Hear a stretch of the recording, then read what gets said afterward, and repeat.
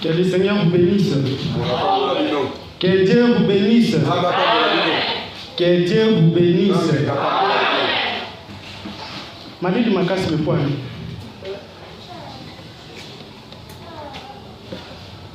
Pourquoi trop de froideur comme ça? Nous sommes quand même dans la maison de l'Éternel. David dit que je suis dans la joie quand on me dit allons dans la maison du Seigneur. Mais comment nous sommes dans la maison du Seigneur tout triste comme ça? Ici dans Psaume, asseyez-vous un peu pendant un moment. Psaume 100. David dit ceci.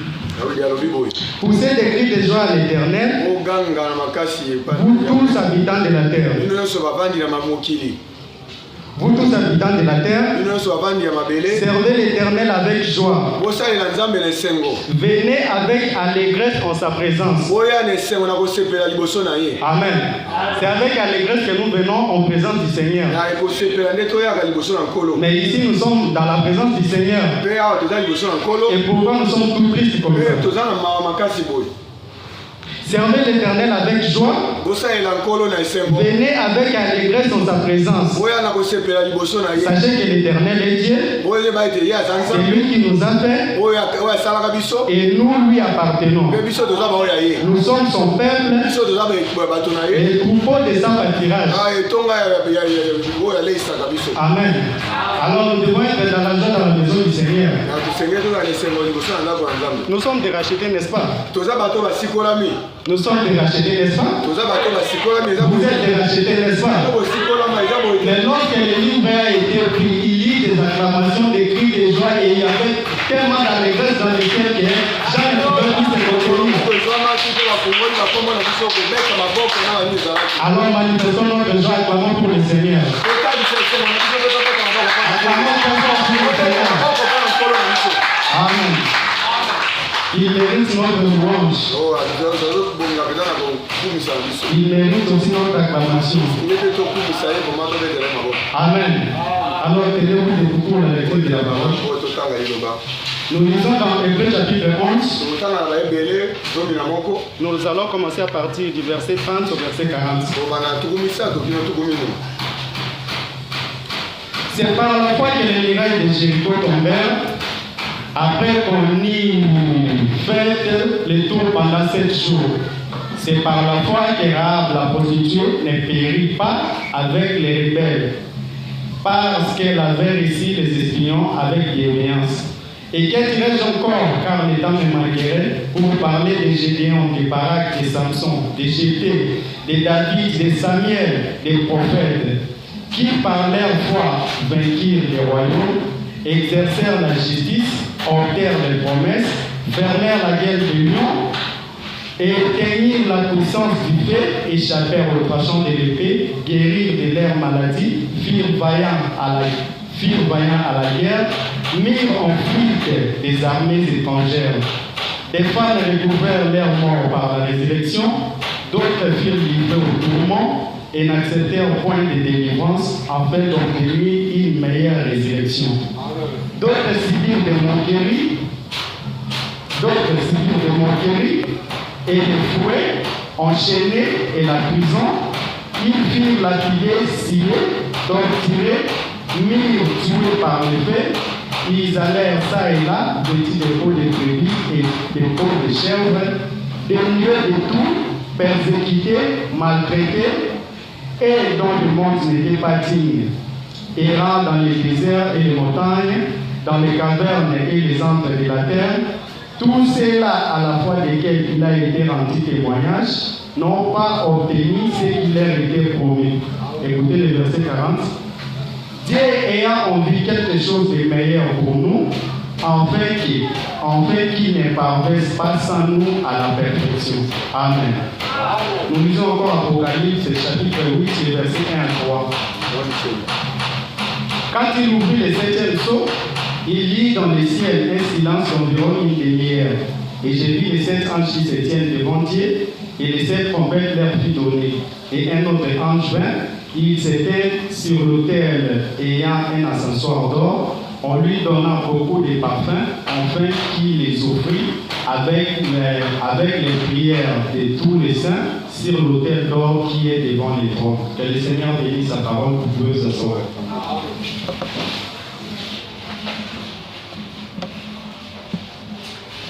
Que le Seigneur vous bénisse encore une fois. Nous sommes encore très heureux et très contents de nous retrouver encore ici ce matin. Parce que c'est toujours un privilège de se retrouver ici dans la maison de Dieu. Et nous remercions toujours le pasteur pour sa confiance et dans son groupe pour nous laisser l'opportunité de parler. Amen. Alors, ce matin, j'avais choisi un sujet que nous allons parler, que j'ai intitulé l'âge glorieux. Amen. L'âge glorieux. C'est de cela que nous allons un peu parler autour de cela ce matin.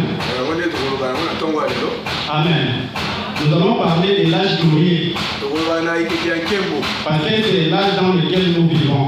Maintenant, on dit que c'est un âge plus glorieux que tous les âges sur la terre. C'est l'âge auquel nous vivons maintenant. C'est l'âge le plus glorieux de toute l'histoire du monde et de la Bible aussi. Parce que là, nous venons de lire dans Hébreu. Si vous avez compris, ici Paul raconte l'histoire du témoignage des grands hommes de la Bible. Les hommes de grande foi. Il a dit que le temps me manquerait pour citer les noms de tous ces gens-là. Mais c'était des vaillants hommes, c'était des guerriers, c'était des hommes de grande foi qui avaient vécu cette époque-là. Et nous avons connu leur témoignage par rapport à la Bible. C'est pourquoi Paul dit ici, c'est par la foi que Rahab la prostituée ne périt pas avec les rebelles, parce qu'elle avait réussi les espions avec bienveillance. Et le verset 32 dit, que dirais-je encore, car les temps me manquerait pour parler de Gédéon, des Barak, de Samson, de Jephthé, de David, de Samuel et des prophètes. Paul dit que le temps lui manquerait pour parler de tous ces hommes-là qui par la foi vainquirent des royaumes, exercèrent la justice, obtinrent des promesses, obtinrent des promesses, fermèrent la guerre des lions, éteignirent la puissance du feu, éteignirent la puissance du feu, échappèrent au tranchant de l'épée, guérirent de leurs maladies, firent vaillants à la guerre, mirent en fuite des armées étrangères, les femmes recouvraient leurs morts par la résurrection, d'autres firent livrer au tourment et n'acceptèrent point la délivrance afin d'obtenir une meilleure résurrection. D'autres subirent des moqueries, les fouets, les chaînes et la prison. Ils firent lapider, sciés, ils mirent tués par l'épée. Ils allèrent ça et là vêtis des peaux de brebis et des peaux de chèvres, dénués de tout, persécutés et maltraités. Vous écoutez l'histoire de ces hommes. La Bible dit persécutés et maltraités, et dont le monde n'était pas digne, errant dans les déserts et les montagnes, dans les cavernes et les antres de la terre, tous ceux-là à la fois desquels il a été rendu témoignage. Écoutez bien ceci, la Bible dit, tous ces hommes avec tous les témoignages qu'on vient de rendre ici, tous les exploits qu'ils ont obtenus, tous les miracles qu'ils ont pu accomplir, ici la Bible dit, tous ceux-là à la fois desquels il a été rendu témoignage, n'ont pas obtenu ce qui leur était promis. C'est-à-dire avec toute cette foi qu'ils avaient, avec tous les miracles qu'ils ont pu accomplir, ils n'ont pas obtenu ce qu'ils combattaient pour avoir cela. Parce que ce n'était pas pour rien qu'ils faisaient toutes ces choses-là. Ils les faisaient dans un but. Ils les faisaient en fait qu'ils puissent obtenir quelque chose. Mais ils ont fait tout cela. Ils ont fait disparaître les nations. Les autres firent tuer. Les autres firent lapider. Les autres vainquirent même les faux lions comme Daniel. Les autres ont fermé la gueule des lions comme Samson. Tout cela à la fois desquels il a été rendu témoignage, n'ont pas obtenu ce qu'il a été promis. Alors écoutez ce que la Bible dit pour nous. Dieu ayant envie quelque chose de meilleur pour nous, afin qu'il ne parvienne pas sans nous à la perfection. C'est-à-dire le but de tous leurs combats, le but de tous leurs batailles, ils faisaient tout cela afin de parvenir à la perfection. Amen. Mais quand même qu'ils ont fait tout cela, ils n'ont pas pu parvenir à la perfection. Et quand on dit, même la Bible aussi vient de le dire, il dit que sans nous, ils ne pouvaient pas arriver à la perfection. Parce que c'est l'âge dans lequel nous vivons, l'âge de la perfection, l'âge glorieux, l'âge auquel tous ces vaillants hommes de la foi avaient voulu vivre. Ils ont combattu avec ardeur afin de parvenir à la perfection, mais ils n'ont pas pu parvenir à la perfection. Ils ne devaient pas parvenir à la perfection sans nous. Alors nous, quel témoignage nous aurons devant ces gens-là? Nous n'aurons pas de témoignage devant tous ces gens-là. Nous n'aurons pas de témoignage. Mais au moins nous aurons un seul témoignage que nous dirons que quand même que vous avez eu tous ces grands miracles, tous ces grands miracles que vous avez, vous ne pouvez pas arriver à la perfection sans nous. Donc ça sera notre unique témoignage. C'est-à-dire que sans nous, ils ne devaient pas parvenir à la perfection. Amen. Amen. Amen. Ils ne pouvaient pas parvenir à la perfection sans nous. Ils devaient nous attendre afin de pouvoir parvenir à la perfection. Alors tu ne peux pas te sous-estimer. Ne te vois pas que tu es moins que rien. Ne te vois pas que tu es rien ou tu ne vaux pas quelque chose. Tu vaux vraiment quelque chose. Et tu as de la plus grande valeur devant Dieu et devant tous ces voyants de la Bible. Parce que sans toi, ils ne pouvaient pas parvenir à la perfection. attendait afin de pouvoir parvenir à la perfection. Amen. Alors ne te sous-estime pas. Tu es tellement important. Tu vis dans l'époque où tous les hommes de la Bible voulaient vivre. Daniel voulait vivre ces jours. Lorsque Dieu lui a montré la vision du dernier jour, il a regardé, il a eu envie de vivre ces jours. Mais Dieu lui a dit qu'elle va dormir. Et il a juste salué. Mais nous avons vécu en ce jour-là. David aussi voulait vivre ces jours. Mais il n'a pas pu les vivre.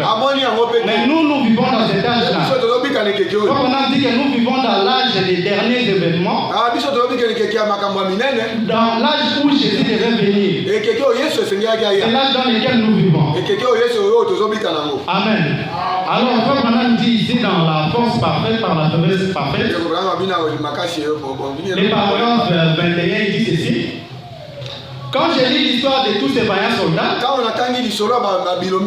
tous ces vaillants soldats que nous venons de lire, on a dit que quand j'ai lu l'histoire de ces vaillants soldats, je me demande quelle place occupera notre petit témoignage à côté de celui de ces gens en ces jours-là. Amen. Amen. Frère se demande, il dit que quelle place occupera notre petit témoignage au devant de tous ces grands hommes que nous venons de citer ici.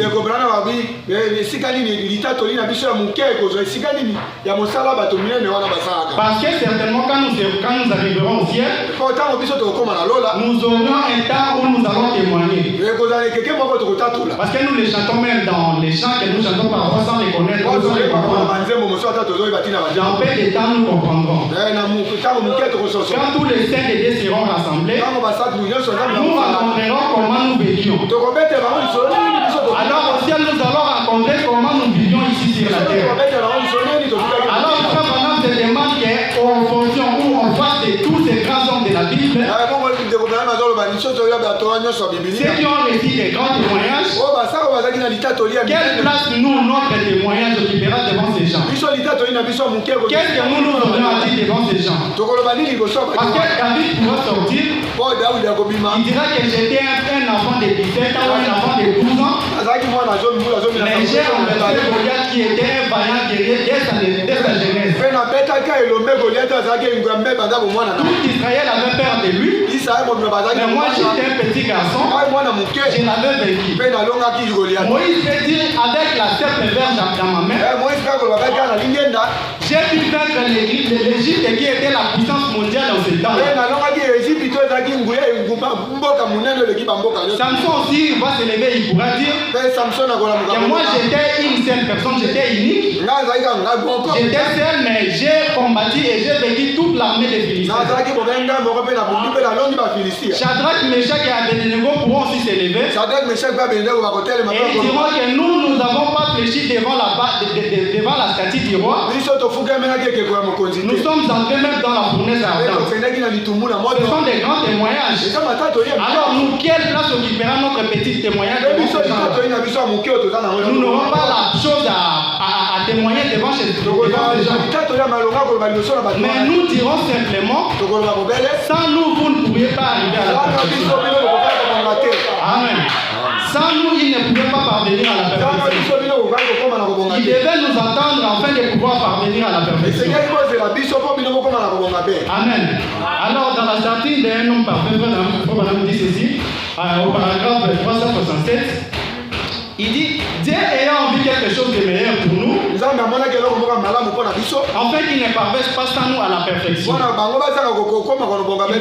Avez-vous saisi? Ces gens qui sont morts, les gens qui sont morts ici comptent sur nous et attendent après nous. C'est-à-dire que tous ces gens-là qui sont morts, tous les gens, tous les saints de l'Ancien Testament, que ce soit de l'Ancien et du Nouveau Testament, tous ces gens-là nous attendaient, nous les gens du dernier temps, du temps de la fin. Nous les gens du 7e âge de l'Église, nous les gens de William Branham, tous ces gens-là nous attendaient afin de pouvoir parvenir à la perfection. Alors Branham dit, avez-vous saisi? Ces gens qui sont morts, ces gens qui sont morts ici, ils comptent sur nous et attendent après nous. Cette église doit donc arriver à la perfection pour provoquer la résurrection. Amen. Parce que tous les ceux qui étaient endormis ou qui étaient morts dans l'Ancien Testament, ils espéraient à la résurrection au temps de la fin. Et cette résurrection-là atteindra ou se fera lorsque l'église sera parvenue à la perfection.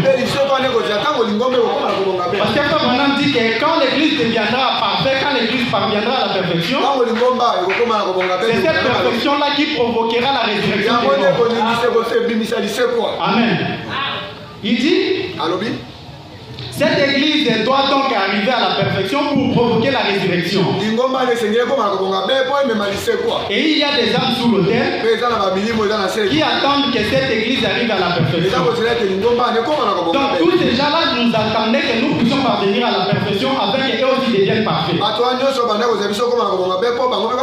Ils ne pouvaient pas parvenir à la perfection sans nous. Voilà pourquoi dans la vision de l'au-delà, lorsque Branham était parti dans l'autre côté, il est arrivé là-bas, tous les saints qui étaient là, que ce soit ceux de l'Ancien Testament, du Nouveau Testament, et même ceux de son âge, ils lui ont dit que sans vous, on ne serait jamais arrivé ici. Donc sans vous, nous ne serons jamais parfaits. C'est grâce à ta venue que nous nous retrouvons dans la position que nous sommes maintenant. C'est-à-dire que tous ces gens-là nous attendaient afin de pouvoir parvenir à la perfection. Tous ces gens-là attendaient notre âge afin qu'ils puissent parvenir à la perfection. Amen. Alors ici, c'est là où Branham raconte cette histoire, c'est dans les 5e psaume. Il dit, eh bien, j'ai dit, si son groupe à lui entre, le mien aussi entrera. Parce que j'ai prêché exactement la même parole. C'est ça, et j'ai dit, il baptisait au nom de Jésus, et j'ai fait de même. J'ai prêché, et évidemment, et des millions se sont décriés. Des millions se sont décriés. Tous ces gens-là, ils se sont décriés. Tous ensemble, ils ont dit, nous nous reposons là-dessus. C'est-à-dire qu'effectivement, c'est grâce à telle prédication et c'est grâce à votre âge que nous nous sommes parvenus. Amen. C'est-à-dire nous vivons dans l'âge qui est l'âge de la vie glorieuse. Parce que nous vivons dans l'âge où Dieu vient accomplir toutes les promesses qu'il avait faites dans la Bible. Toutes les promesses qu'il avait promises dans la Bible se sont accomplies ici dans notre âge. Parce que la Bible dit que lorsque l'ange du 7e âge sonnera de la trompette, tous les mystères de Dieu s'accompliraient. Et le 7e âge là, c'est le messager de notre âge. Il devait sonner la trompette, il devait apporter son message, en fait d'amener l'accomplissement de toute la parole de Dieu et de toutes les promesses de Dieu. Amen. Alors nous voyons vraiment quelque chose devant Dieu. Nous ne devons pas nous sous-estimer. Alors nous parlons de l'âge glorieux. Là nous voulons juste mettre un peu de fondement. Là on a juste mis les fondements. Alors on peut maintenant entrer dans notre vif sujet. Amen. Parce que Branham dit, il dit que si avant la fondation du monde, si Dieu lui avait appelé peut-être et qu'il lui demandait qu'il lui a montré les plans de tous les âges de la terre, comment le monde commencerait et comment le monde finirait dans tous les âges. Et si Dieu lui demandait quel âge toi Branham tu aimerais vivre, parmi tous les âges qu'elle t'était fait montrer, tous les gens qui tous les âges qui passeront sur la terre. Toi, Branham dit que si Dieu m'a demandé que quel âge toi, Branham, tu aimerais vivre, il dit que je répondrai que je voudrais vivre dans cet âge-ci. Ici, l'âge du dernier temps, l'âge du 7e âge de l'église. Il dit que parce que je pense que c'est l'âge d'or. Donc Branham dit que si on lui demandait de choisir l'âge auquel il veut vivre, il choisirait cet âge ici. Parce que c'est l'âge le plus glorieux de tous les âges. C'est l'âge auquel tous les saints aspiraient vivre cela. C'est le temps où tous les saints, que ce soit de l'Ancien du Nouveau Testament, ils combattaient ardemment pour pouvoir parvenir et vivre ces jours. Mais ils n'ont pas parvenu. Mais nous vivons dans cet âge-là. Alors nous devons nous comporter comme des gens qui sont dignes d'être des gens de cet âge. Parce que notre âge n'est pas l'âge comme tous les autres. Notre âge, c'est un âge spécial. C'est un âge différent de tous les autres âges. C'est l'âge où Dieu a fini l'histoire de ce monde. Alors j'avais entendu maintenant, je vois, au paragraphe 9, on dit ceci. Donc nous sommes reconnaissants au Seigneur de vivre au jour où nous vivons. Juste avant la venue de Jésus. Comme je l'ai déjà dit, c'est le temps le plus glorieux de toute l'histoire. Amen. L'âge auquel nous vivons, c'est l'âge le plus glorieux de toute l'histoire. Amen. Je préférerais vivre maintenant que n'importe quelle autre époque. Amen. Amen. Amen. Amen. Branham dit, je préférerais vivre maintenant qu'on n'importe quelle autre époque sur la terre. Donc cette époque, l'âge dans lequel nous vivons, c'est l'âge auquel Branham avait envié vivre. C'est-à-dire par rapport au témoignage de tous ces gens, il n'avait pas envié leur âge. Il a dit que si Dieu me demandait dans quel âge aimerais-tu vivre, je choisirais seulement l'âge ici. Le dernier âge, le temps de la fin, parce que c'est l'âge auquel Jésus devait venir. Et c'est l'âge le plus glorieux de toute l'histoire. C'est plus glorieux que toutes les époques. Parce que c'est l'âge auquel Dieu vient pour accomplir tout ce qu'il avait écrit. C'est l'âge où Dieu vient accomplir toutes les promesses qu'il a écrites dans la Bible. C'est l'âge dans lequel Dieu avait choisi pour finir l'histoire de ce monde. Et il est venu prendre la forme de l'homme, ce qui n'a jamais été fait depuis que le monde a existé, pour accomplir ces choses-là. Alors dans l'Union invisible, il dit ceci, paragraphe 32, je suis reconnaissant à Dieu de vivre en ces temps, en ces temps des derniers événements de l'histoire, des mondes. Je ne sais pas. Mais si j'aurais eu un mot à dire avant la fondation du monde, que Dieu m'ait présenté tout son programme, en me disant, je veux que tu prêches. Maintenant, dans quel âge désires-tu aller sur la terre pour prêcher? J'aurais choisi cet âge-ci. Amen. Branham dit que j'aurais choisi cet âge-ci. Car je pense que c'est l'âge d'or. Amen. Nous vivons dans l'âge d'or. L'âge d'or, parce que l'or dans la Bible montre sa signification, c'est la divinité. C'est l'âge où la divinité s'est encore fait chair une fois de nouveau. Parce que il s'était fait pour la première fois dans Jésus. Et la deuxième fois que cela se reproduit, c'est dans notre âge ici. C'est l'âge où Dieu s'est fait chair et il a habité parmi parmi nous. Donc c'est l'âge la plus glorieuse que nous vivons. Amen. Branham dit que je préférerais vivre dans cet âge-ci, car je pense que c'est l'âge d'or. C'est l'âge d'or. J'aurais certainement aimé être ici à l'époque de son passage sur la terre. Là, il parle de Jésus. J'aurais certainement aimé être ici à l'époque de son passage sur la terre. Mais je pense quand même que maintenant, c'est le plus grand. Il dit, c'est une plus grande époque parce que c'est l'époque où il viendra. Amen. Car c'est l'époque où il viendra chercher ce qu'il a acheté.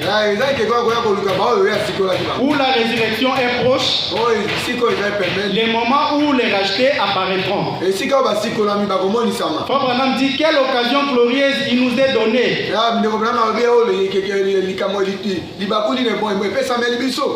Quelle occasion glorieuse il nous est donnée de parler à un peuple qui se meurt.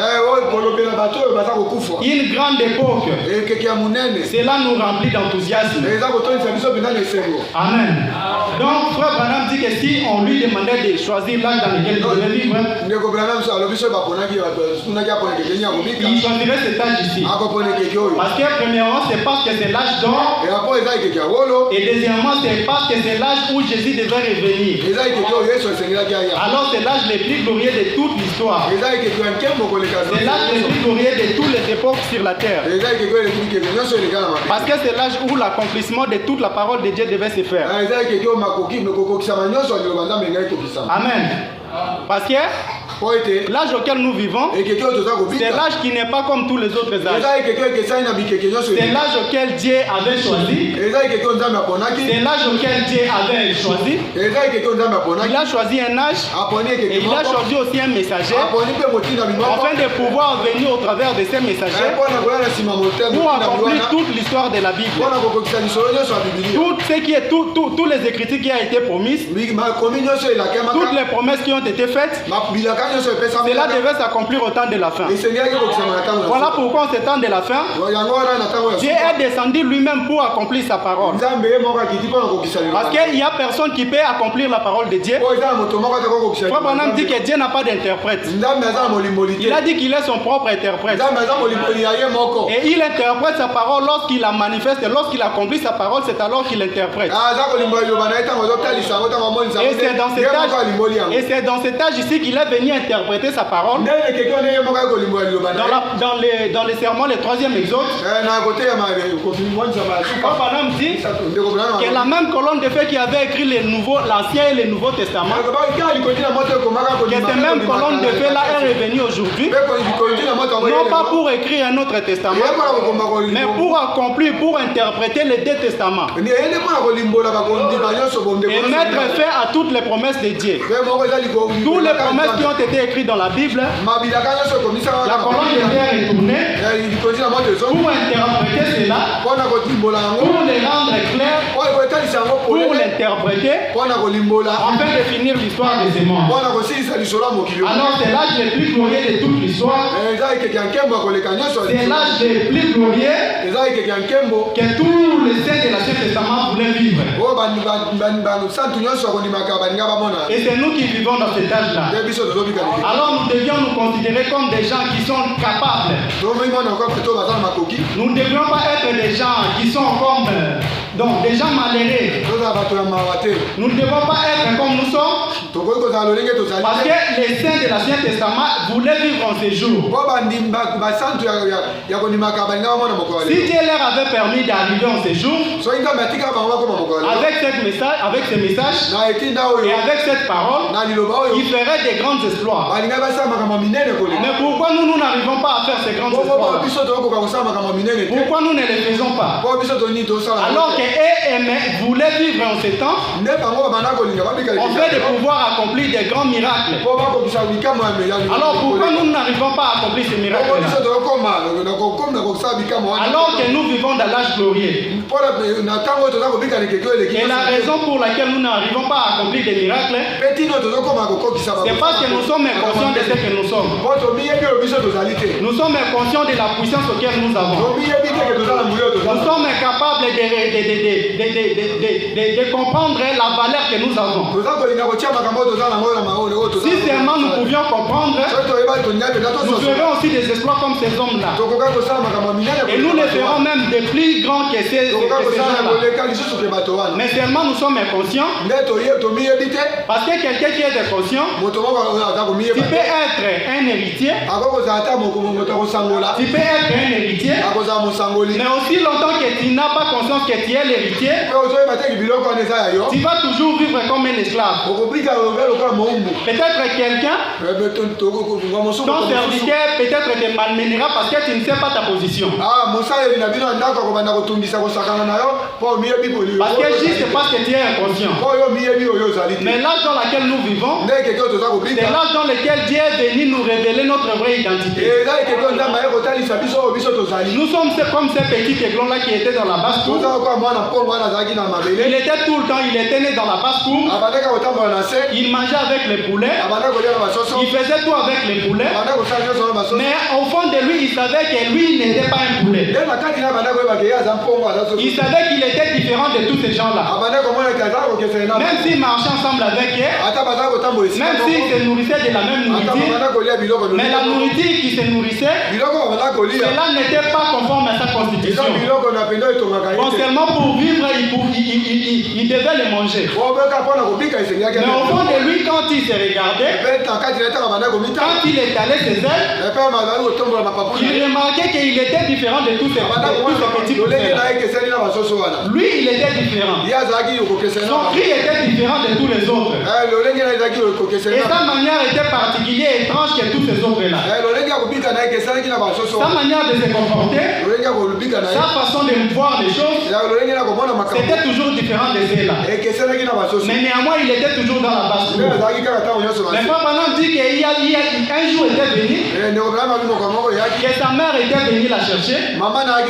Il a dit que sa mère n'était pas descendue juste dans la basse cour pour les prendre là où il était. Mais il lui a juste révélé son identité. Il lui a juste révélé ce qu'il était. Et lorsqu'il a pris conscience de ce qu'il était, qu'il n'était pas un animal terrestre, qu'il ne pouvait pas marcher sur la terre, et qu'il était un animal désert, lorsque sa mère est venue lui montrer, lui révéler sa propre identité, il a volé et il est monté dans le firmament. Et nous aussi, nous sommes pareils à cet aigle-là, à cet petit aiglon-là. Nous étions ici liés par le système de la terre. Ne sachant pas ce que nous pourrions faire. Mais lorsque la parole est ouverte, cela nous a révélé notre vraie identité. La parole nous a dit que nous sommes aussi des créateurs comme notre Père est créateur. Nous sommes tout aussi éternels que notre Père céleste est éternel. Et que nous ne sommes pas comme tous les gens du monde. Si seulement nous pouvons prendre conscience de cela, nous nous envolerons et nous ferons aussi des grands exploits. Parce que notre message sort du sept tonnerre. Et le sept tonnerre, ça vient nous révéler notre identité. Il y avait une reine qui s'appelait Esther. Elle était reine, mais elle ne connaissait pas sa position. On voulait tuer son peuple, mais lui étant que reine, elle avait peur de paraître devant le roi. Alors il y avait son oncle qui était prophète. Quand on dit que son oncle était venu lui sonner les sept trompettes, il lui a sonné des tonnerres. Et la reine s'était réveillée, il avait reconnu, il avait pris conscience de ce qu'elle était. Et nous aussi, notre message, c'est un message de réveil. C'est un message de la prise de conscience. C'est-à-dire que lorsque nous venons vous prêcher, lorsque nous prêchons ici, nous ne prêchons pas afin que vous soyez frustrés, mais nous vous prêchons afin que vous puissiez reconnaître votre position,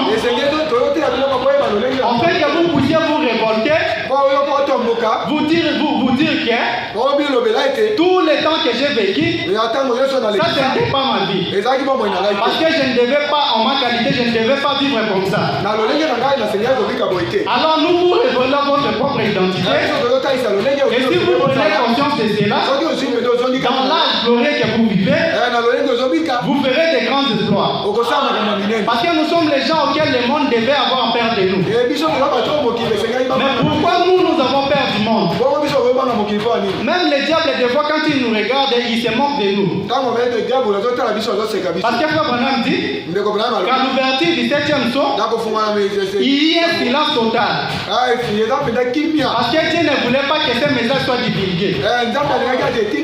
Il a dit que si Satan aurait su les mystères de ces messages, si Satan aurait su les mystères du 7e saut, il les prendrait et il ferait des grands dégâts.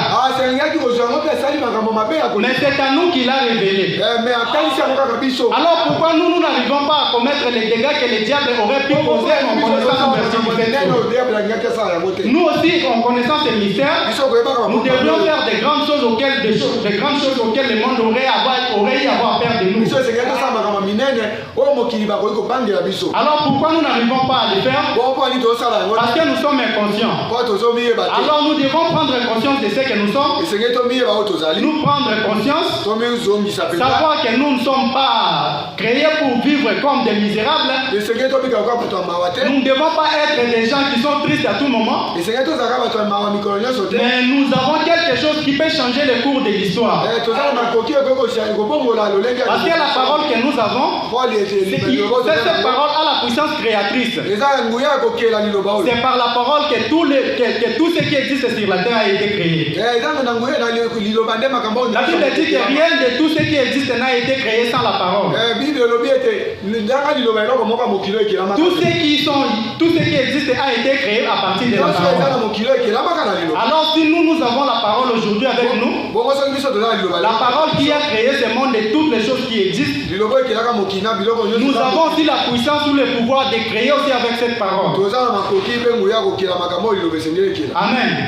Alors avec la parole nous pouvons aussi créer. Et cette parole-là est venue habiter en nous sous forme du Saint-Esprit. Et quand nous avons le Saint-Esprit en nous, le Saint-Esprit là qui est en nous peut créer toutes choses que nous avons besoin. Juste par la foi nous pouvons créer même notre propre monde et y habiter comme bon nous semble. Alors nous devons prendre conscience de l'âge dans lequel nous vivons et vivre au même titre que ce que la Bible déclare à propos de nous. Amen. Alors dans Hébreux chapitre 2, première partie, au paragraphe 14, Frère Branham dit ceci. Alors vous voyez, Dieu ne traite pas avec des organisations. Il ne traite pas avec des groupes de gens. Il traite avec des individus. Il se révèle à des individus. Et maintenant je dis ceci. Dieu connaît mon cœur. Et je ne dis pas ceci par intérêt personnel. Pour me glorifier personnellement. C'est simplement que j'étais présent. Mais savez-vous que c'est même Dieu, il a dit, savez-vous que c'est même Dieu, c'est Jésus, c'est même Jésus est avec nous ce matin. Savez-vous qu'il est ici? Savez-vous qu'il y a en ce moment quelque chose, un petit quelque chose qui vous atteste qui vous atteste cela? À chacun de vous individuellement. Qu'il est ici. Écoutez ce que Frère Branham dit. À notre époque, il a fait quelque chose il a fait quelque chose pour nous qu'il n'a jamais fait à une autre époque. nzambe asali makambo moko nekeke na biso atikala kosala na bikeke elekate. Est-ce que vous comprenez? Est-ce que vous comprenez? Papa nous dit que Dieu a fait quelque chose dans notre époque qu'il n'a jamais fait dans aucune autre époque.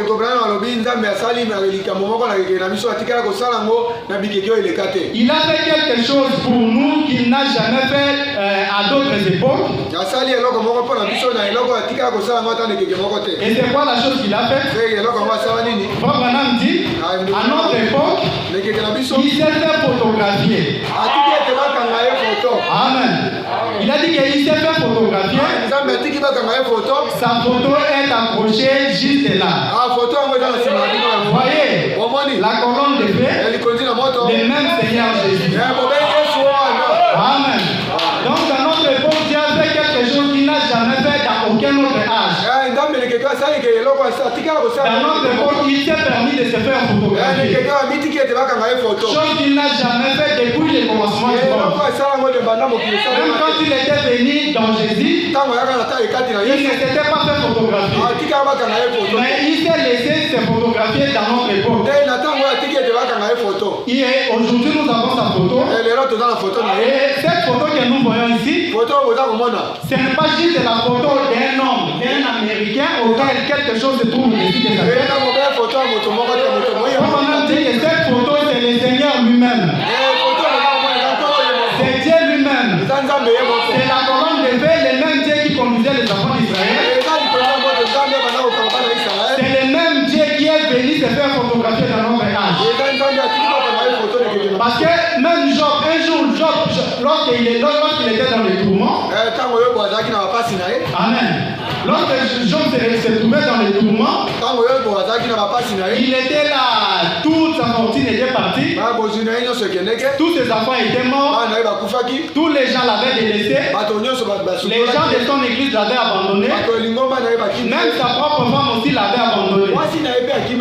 Et Job, à ce moment crucial de sa vie, il a dit que si seulement je savais sa porte, j'irais frapper à sa porte pour lui parler. Donc Job voulait savoir la porte de Dieu. Job voulait savoir l'adresse de Dieu. Il a dit que si seulement j'aurais su son adresse, j'irais frapper à sa porte et je lui parlerai.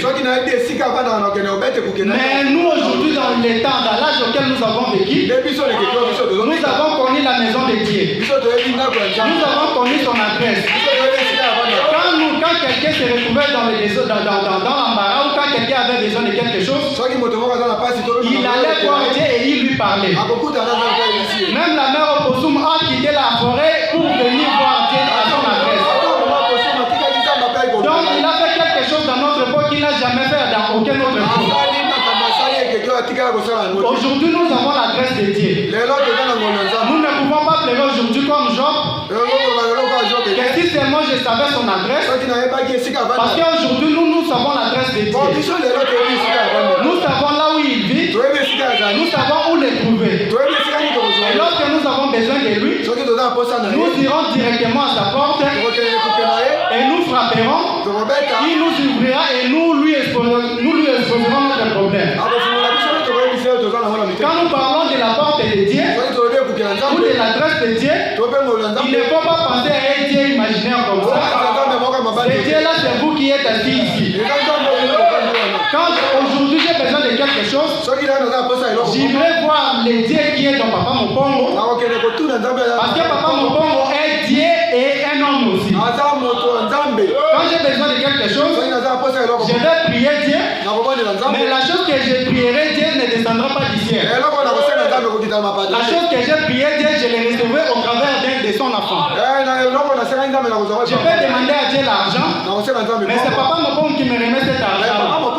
Alors qui est le Dieu que j'ai prié? C'est lui qui m'a donné cet argent, c'est Papa Mopongo. Par conséquent, c'est lui le Dieu qui m'a répondu. Alors aujourd'hui, nous avons connu l'adresse de Dieu. Nous connaissons même là où il habite.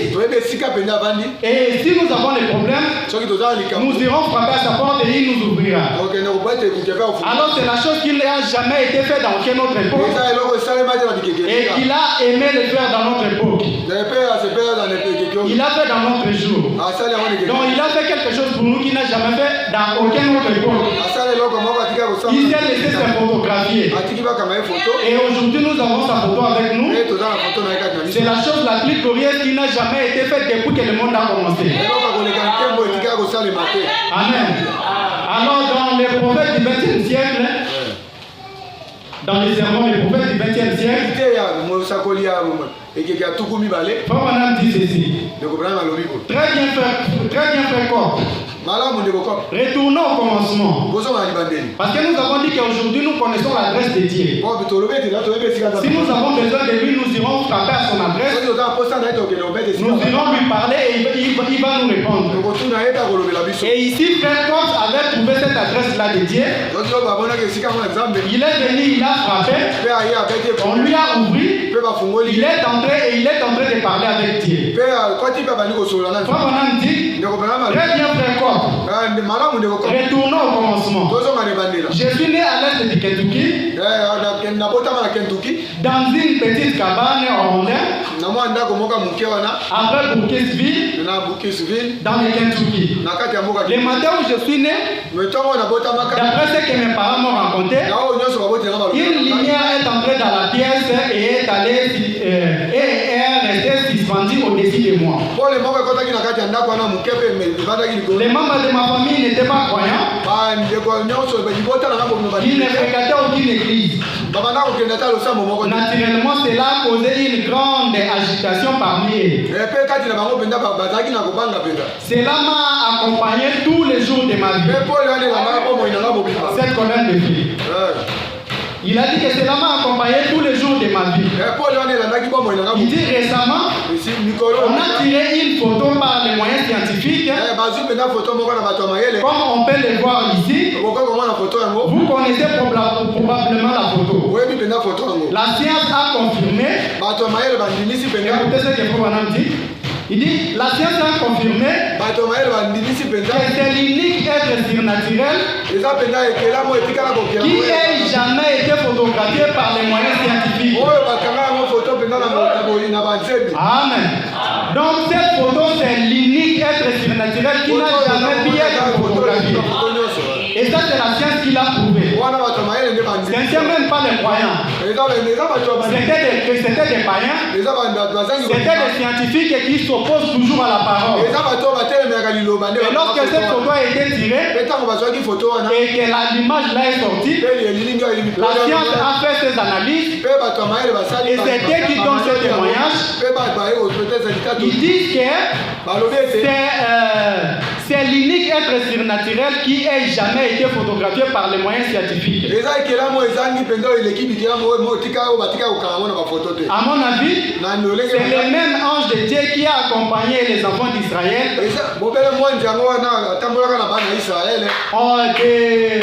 de l'Égypte en Palestine. Vous savez, étant même un érudit, c'est l'ange de l'Alliance qui n'est personne d'autre que le Seigneur Jésus-Christ. Et quand il est ici sur la terre, et il était ici sur la terre, manifesté dans la chair, il ne prétendait pas être un homme important. Il a dit, le Fils ne peut rien faire de lui-même. Le Fils ne peut rien faire il ne fait que ce qu'il va faire au Père. Amen. Donc la science a attesté que cette photo c'est l'unique être surnaturel qui a été photographié. Donc depuis que le monde a été créé, Dieu n'avait jamais accepté de se prendre en photo. Mais il a accepté de le faire ici dans notre âge. Parce que c'est l'âge d'or. Parce que c'est l'âge glorieux. Nous vivons dans un âge qui est l'âge le plus glorieux. Et nous aussi les gens ou les peuples qui vivent dans cet âge, nous devons aussi être des peuples glorieux. Parce que nous vivons dans l'âge glorieux. L'âge où Dieu s'est laisser se photographier. oyo ekeke nzambe atiki bakanga ye bafoto Parce que depuis le jardin d'Éden, banda ayengaka na ye de lorsque la communion entre Dieu et l'homme était brisée, esika bondeko ya nzambe na bato l'homme ne pouvait pas communiquer avec Dieu. nzambe esengeli banda biso koyoka Voilà pourquoi Jésus-Christ devait être là yango wana yesu esengelaki azala wana comme intermédiaire entre l'homme et Dieu. azala kosangisa moto na Parce que l'homme ne pouvait pas avoir le contact direct avec son créateur. moto esengelaki akutana mama wana mokeli na ye Voilà pourquoi Jésus devait être là comme un port pour faire l'intercession. yango wana yesu ntina nini ezalaki wana azala wana mpo asangisa biso na nzambe Pendant un temps, mwana moto mais dans l'âge dans lequel nous vivons, ekeke biso toza kobika comme nous sommes arrivés, Dieu a pu se laisser être photographié avec l'homme. lokola tokomi nzambe makabitiki ya bika Voilà pourquoi l'œuvre de l'intercession de Jésus devait se terminer. yango wana mosala ya kobondela yesu Parce qu'aujourd'hui, Dieu ne peut pas traiter avec l'homme par intermédiaire. nzambe esengeli lisusu moto azala na katikati te Voilà pourquoi lorsqu'il est mort sur la croix, bongo moto atanga akufaki le voile du temple s'est déchiré.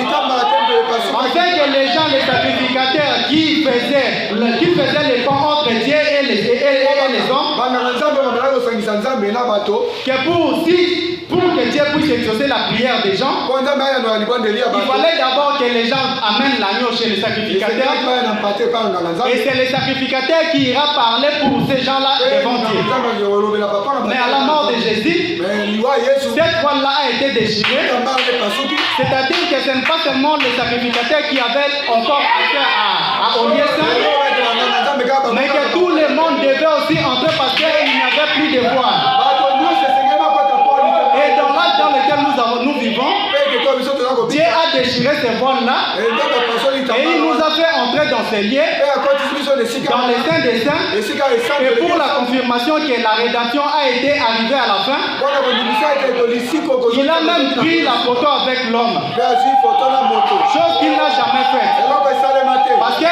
même ici, naturellement, ici comme ça dans le monde, ata na lolenge mpenza na lolenge ya lorsque je ne m'attends pas avec Josué, soki nazokokanga yo je ne peux pas prendre des photos avec lui. nakosefera tokanga za foto Quand je prends une photo avec Josué, c'est-à-dire que j'ai une alliance, j'ai une communion parfaite avec Josué.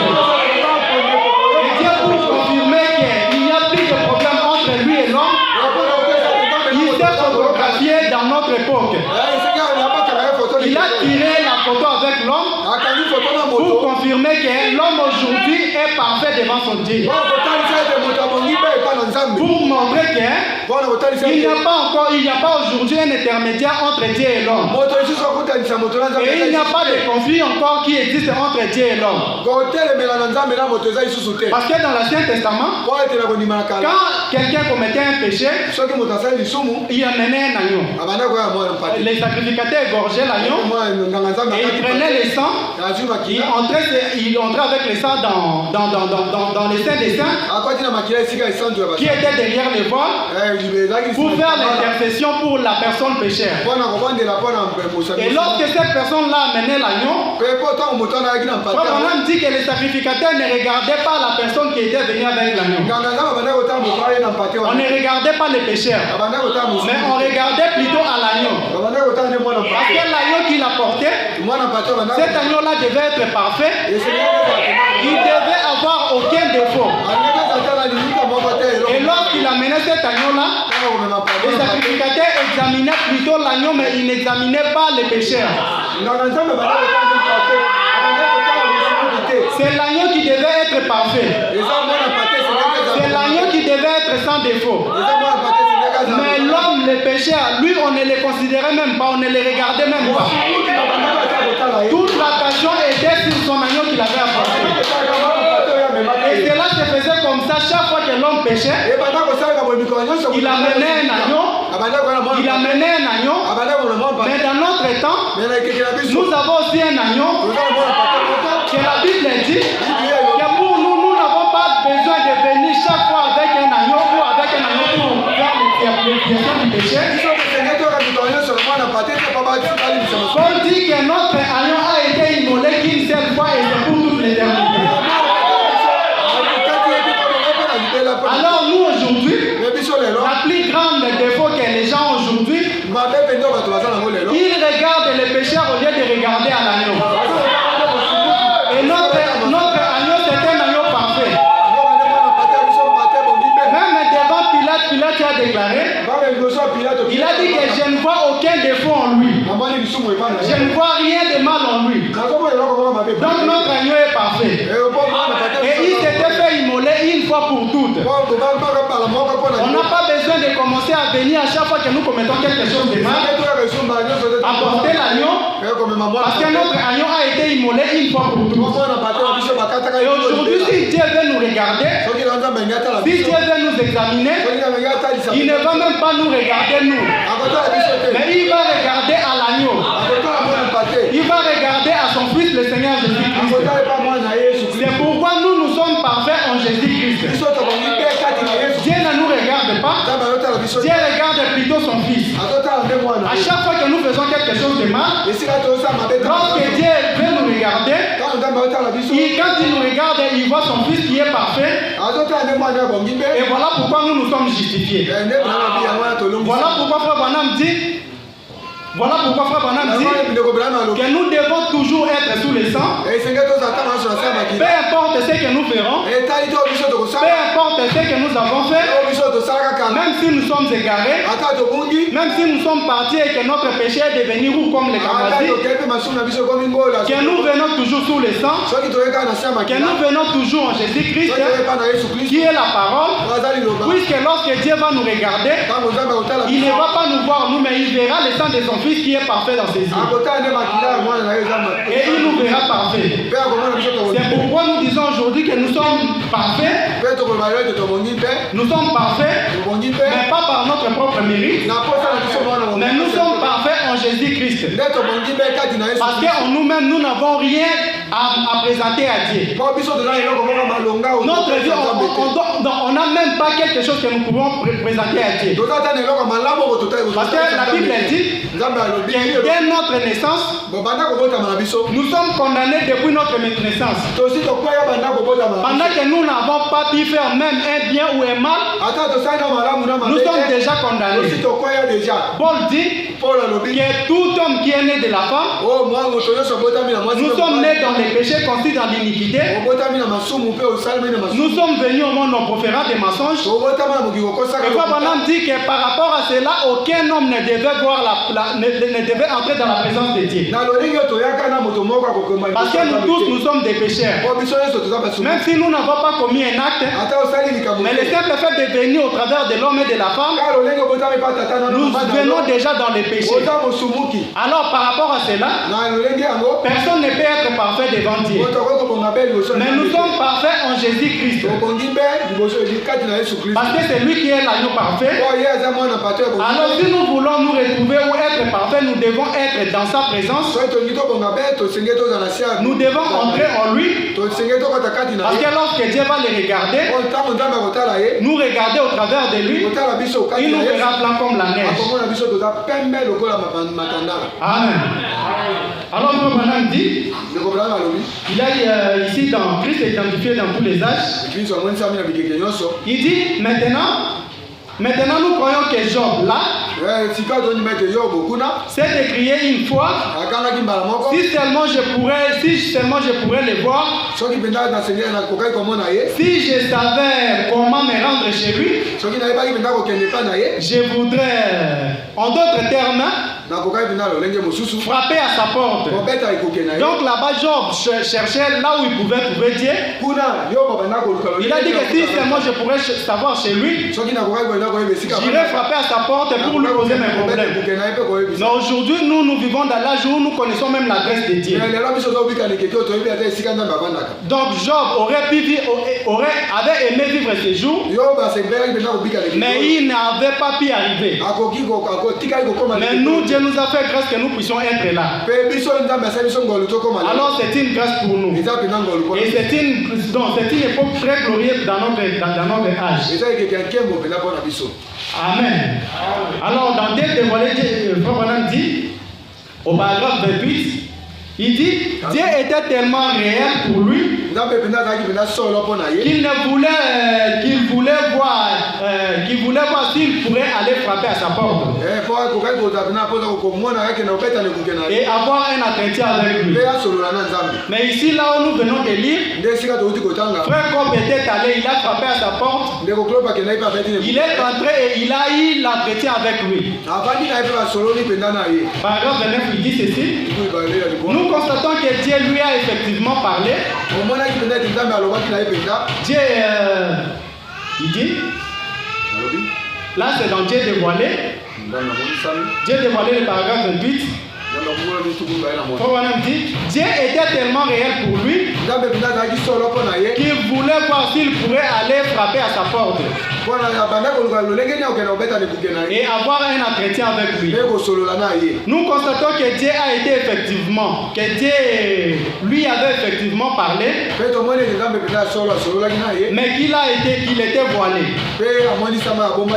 Dieu avait parlé à Job, mais il lui avait parlé tout en état voilé. Donc Job attendait juste la voix, mais il ne pouvait pas voir la personne qui parlait dans cette voix-là. Donc Dieu était toujours voilé. Effectivement, il lui a parlé, mais qu'il était voilé. Il était voilé sous forme de tourbillon. Et il a dit à Job descendre serein et puis allait lui parler. Et qu'il allait lui parler comme un homme. Il est donc descendu dans un tourbillon. Juste entendre, il est descendu dans un tourbillon et il a parlé à Job.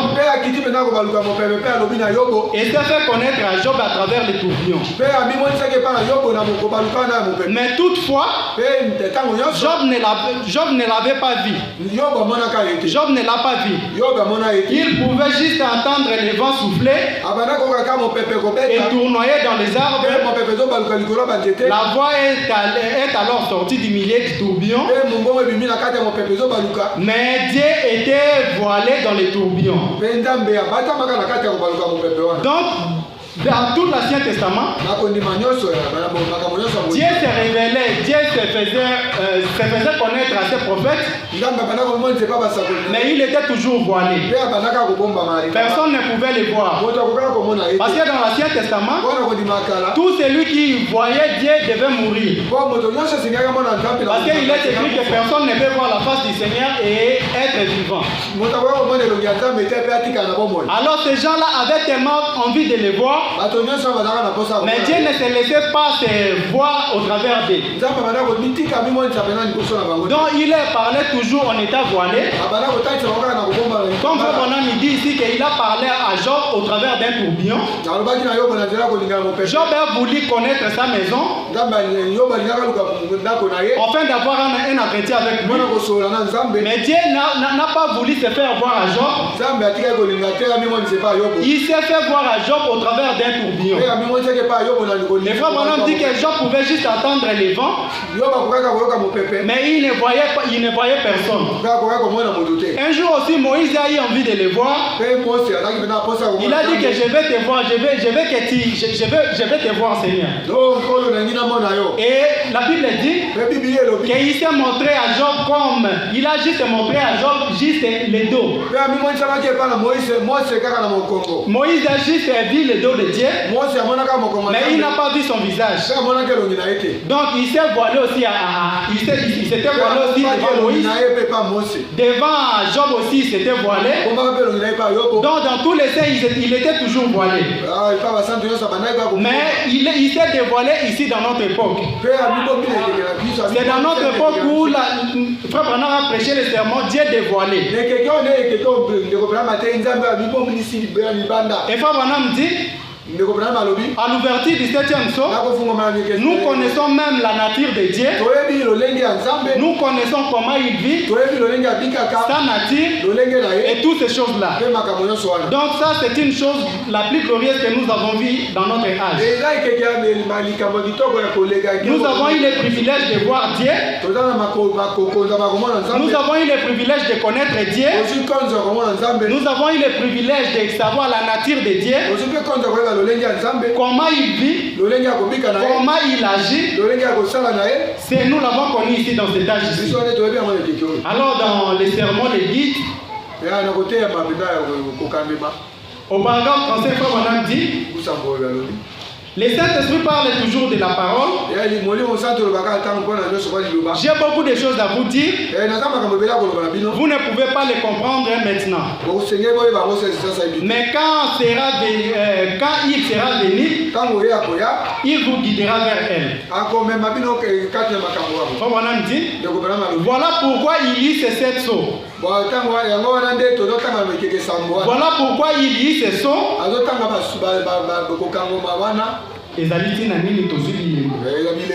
Voilà pourquoi il lit ces sceaux.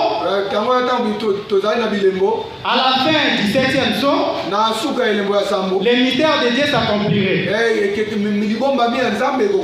Savoir qui est Dieu, ce qu'il est, comment il vit, son être.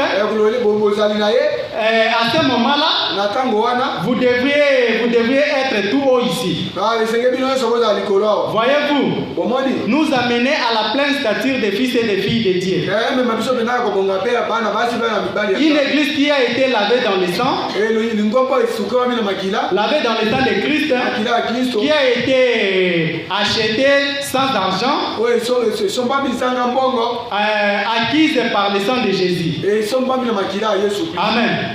Alors Frère Branham dit qu'à l'ouverture du 7e sceau, à l'ouverture du 7e sceau, nous connaissons la nature de Dieu, comment il vit, sa nature et ce qu'il est aussi. C'est que tous les saints de l'Ancien Testament ne pouvaient pas connaître. Nous avons connu la nature de Dieu, nous avons connu comment il agit, et nous connaissons même là où il habite, et nous savons où les trouver si nous avons besoin de lui. C'est dans l'âge dans lequel nous vivons. Donc c'est l'âge le plus glorieux de toute l'histoire. C'est l'âge de l'accomplissement de toutes les promesses de Dieu. C'est l'âge dans lequel Dieu s'est dévoilé. C'est l'âge dans lequel Dieu a choisi pour se faire connaître à ses enfants. C'est l'âge dans lequel Dieu a choisi pour finir l'histoire de la rédemption. C'est l'âge dans lequel Dieu a choisi un peuple spécial pour qu'il puisse porter son nom. C'est l'âge dans lequel nous vivons. Alors par conséquent, c'est l'âge le plus glorieux de toute l'histoire. C'est l'âge le plus glorieux de tous les âges. Amen. Alors Apocalypse chapitre 5, deuxième partie, au paragraphe 207, comme on a dit, lorsque le 7e et le dernier de ces sceaux est ouvert, lorsque le 7e et le dernier de ces sceaux est ouvert, cela se trouve dans Apocalypse chapitre 10. Il y avait un ange puissant, c'était Christ, qui descendit et qui posa un pied sur la terre et un sur la mer. Il leva la main et dit, le jour est terminé, il n'y a plus de temps, tout est terminé, il n'y aurait plus de temps. Il dit qu'au moment où la trompette sonnerait, le mystère de Dieu prendra fin. À savoir qui Dieu est et comment il dit, à savoir qui Dieu est, comment et de quelle manière il fut manifesté lorsque ce sceau fut ouvert. Il dit, et qu'au moment où la trompette sonnerait, le mystère de Dieu prendra fin. À savoir, qui est Dieu, comment et de quelle manière il fut manifesté lorsque ces sceaux furent ouverts. Nous avons commencé à comprendre comment il était dans le Fils de Dieu. Il était Dieu lui-même fait chair. Et la révélation de qui il est.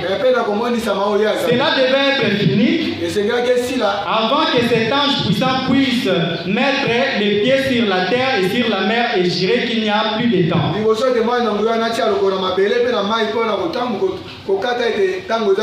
Lorsque c'est temps arrivé, nous sommes tout prêts maintenant. Voyez. Amen. Amen. Alors, Frère Branham dit que lorsque le dernier ou le 7e soir a été ouvert, nous avons connu qui est Dieu, comment il a agi, comment il s'est manifesté. Frère Branham dit qu'il était dans son Fils.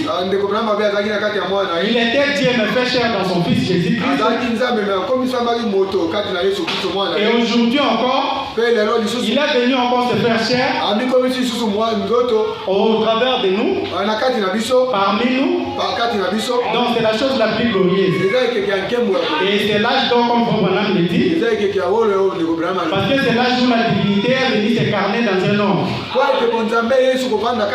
Et lorsque la divinité s'incarne dans un homme, c'est pour apporter un millénium.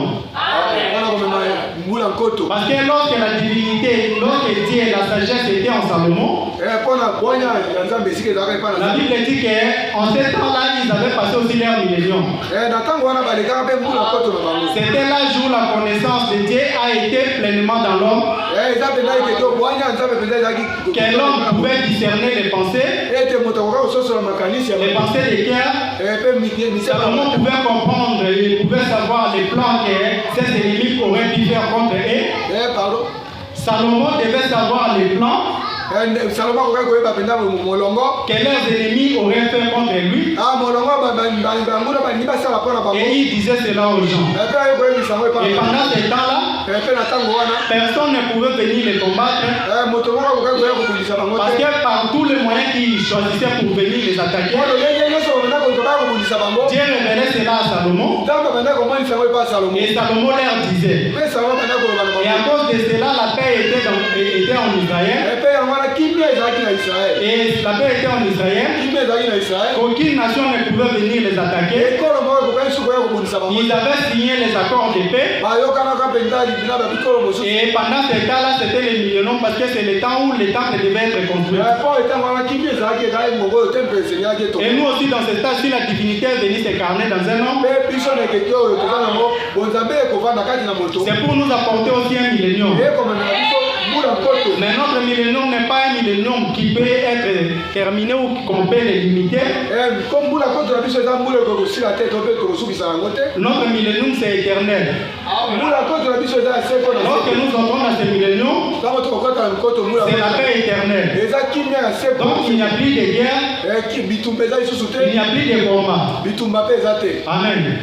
Alors donc, Dieu se cache et se révèle dans la simplicité. Regardez, Dieu se cache dans la corruption. Dans la corruption. Non. Regardez, Dieu se cache dans la corruption. Dans la corruption d'une semence morte pour produire la vie. Voyez, vous saisissez, l'assemblée dit Amen. Dieu se cache dans une simple blanchisseuse ou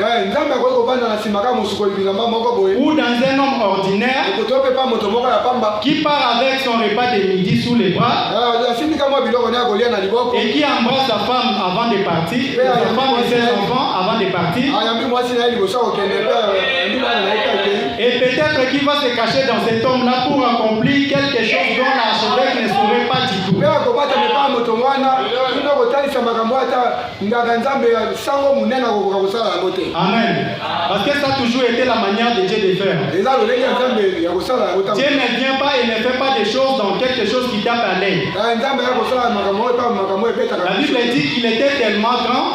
bible oyo be azalaka mpenza munene. Mais lorsqu'il était venu sur la terre, me nde ntango ayaki na il mabele. s'est fait tellement petit que les gens ne pourraient pas le reconnaître. amisongisi mpenza moke ete bato basengeli koyeba ye. Les gens ne pouvaient pas le reconnaître. bato basengeli mpenza koyeba ye. Lorsqu'il passait comme ça sur la route, peut-être, ntango banda koleka na nzela. personne n'aurait pu mettre même lui faire cas. moto akoki ata kotiela ye mpenza motema. Donc il est tellement grand, mais lorsqu'il s'humilie, il devient encore plus petit que tous. ata munene nde soki amikitisa koyo mpenza moke koleka. Alors Frère Branham dit, ndeko branham il peut se cacher dans un homme ordinaire akoki bombi epa moto moko ya pamba. qui part avec son repas du midi sous les bras asimbi mwa biloko na ya kolia na loboko. et qui embrasse son épouse et ses enfants avant de partir. mpe ayambi mwasi naye na bana ye liboso akende. Et peut-être qu'il se cache dans cet homme-là mpe akobatama mpenza na nsima moto wana. pour accomplir quelque chose dont l'archevêque ne saurait rien du tout. mpe akosala makambo solo monganga nzambe monene akoka Et c'est ce qu'il a fait aussi. eza eloko nasali yango. Voyez, omoni vous ne l'attendez pas sonner de la trompette bokozela mpenza kelelo ebeta te. et diffuser cela. mpe bobapapanza sango na yango. Dieu en reçoit juste la gloire. nzambe akozwa kaka nkembo. Voilà tout. yango nyonso yango wana. Les simples l'entendent et se réjouissent.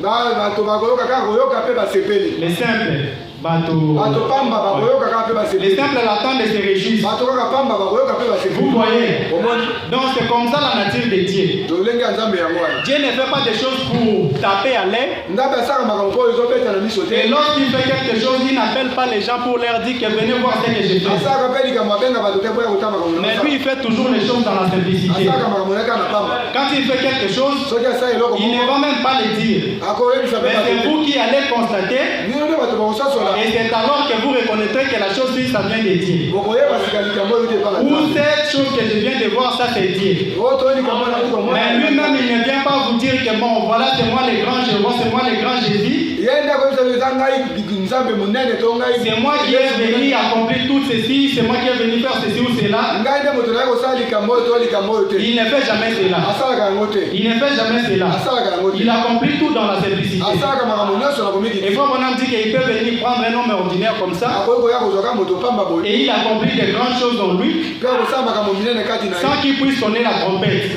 zanga kobeta kelelo. sans qu'il puisse se vanter de cela. ata kotuta tolo Il dit qu'il fera simplement comme ça et c'est Dieu qui reçoit la gloire. akosala kaka boye mpe nzambe azwi nkembo na lokumu na ye. Alors nous avons déjà pour terminer. mpe tosukisi. Nous avons lu dans Apocalypse chapitre 8, totangi emoniseli mwambe.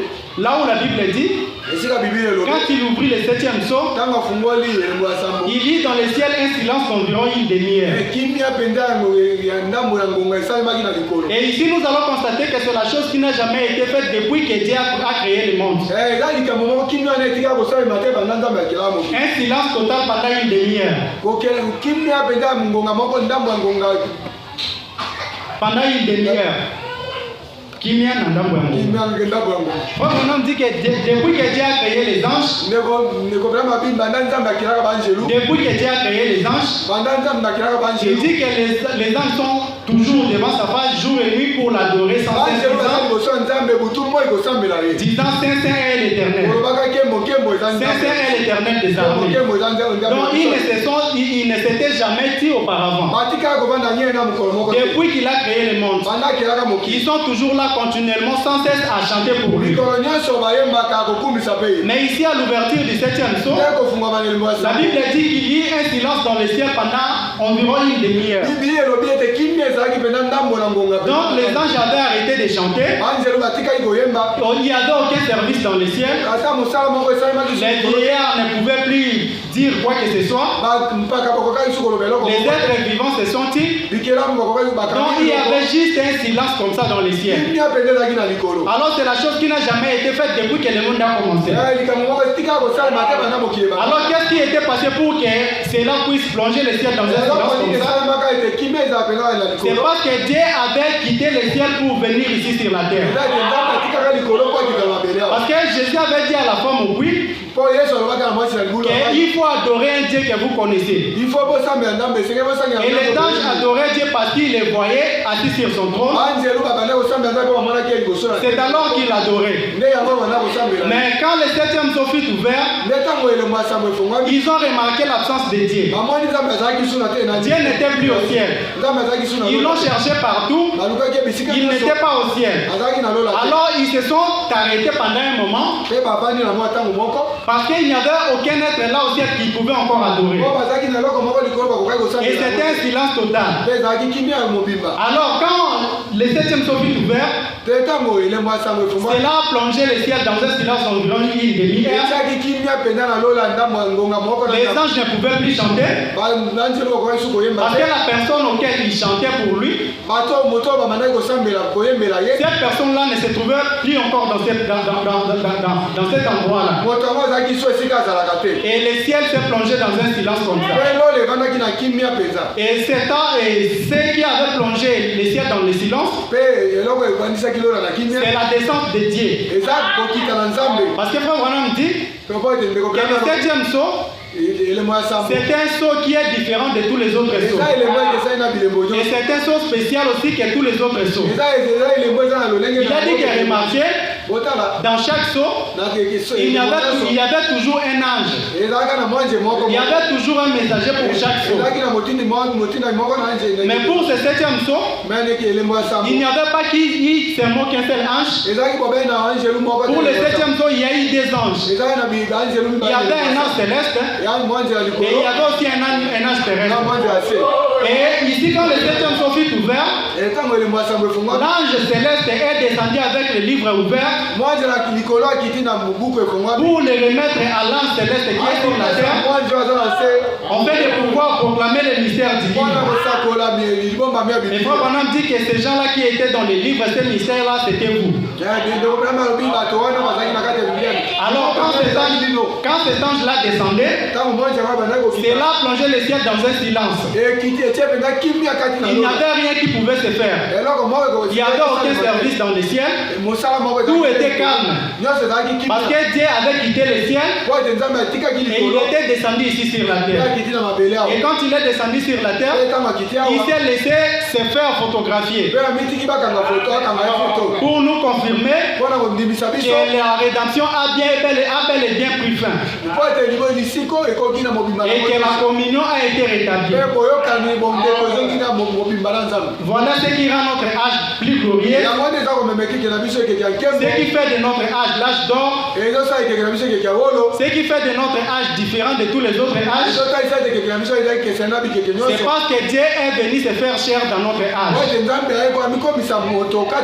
Et lorsqu'il vient se faire chair, c'est pour s'occuper de ses enfants. À chaque fois que Dieu se fait chair, c'est lorsqu'il s'agit de ses propres enfants.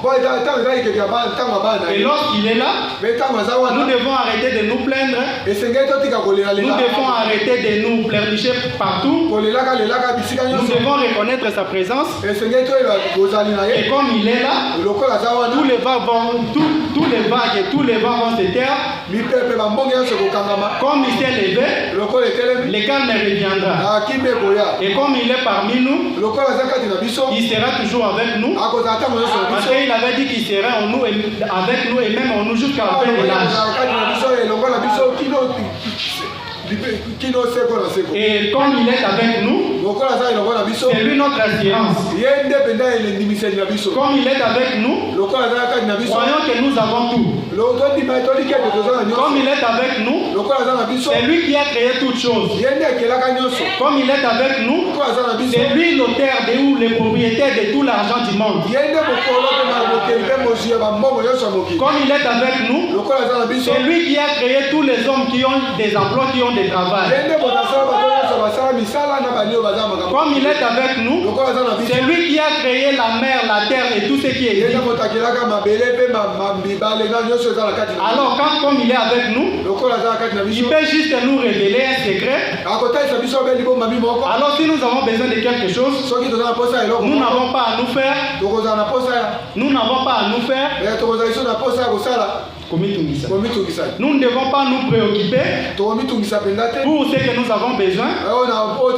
Mais comme il est avec nous, et comme c'est lui le propriétaire de toutes choses, quand nous sommes dans les besoins, Madame dit que nous devons juste exprimer notre besoin.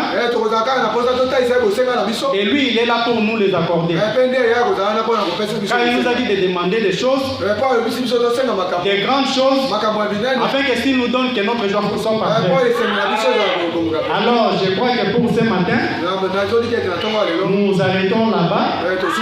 Nous allons continuer peut-être la fois prochaine. Que le Seigneur vous bénisse.